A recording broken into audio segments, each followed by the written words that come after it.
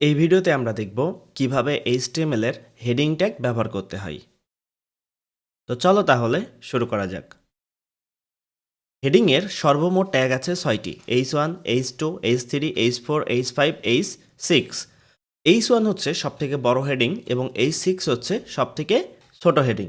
তাহলে আমরা একটু প্র্যাকটিক্যালি জিনিসটা দেখি। শুরুতেই আমরা নিয়ে নেব HTML।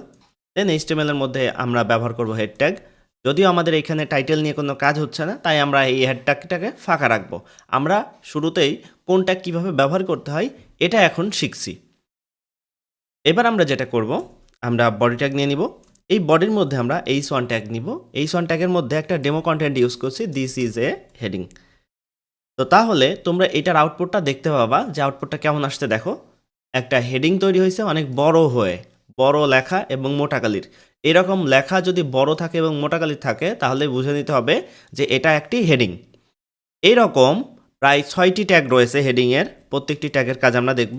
এরপরে H2 ট্যাগ নিচ্ছি, তারপরে নিব 3 ট্যাগ, এরপরে নিব 4, এরপরে নিব 5, এরপরে নিব 6।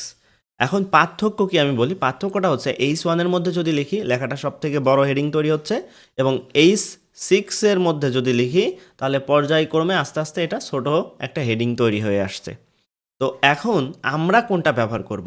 পরীক্ষায় উদ্দীপকে যদি বলে দেওয়া থাকে H1 হেডিং দিয়ে তৈরি করো, তাহলে শুধু H1 ব্যবহার করতে হবে।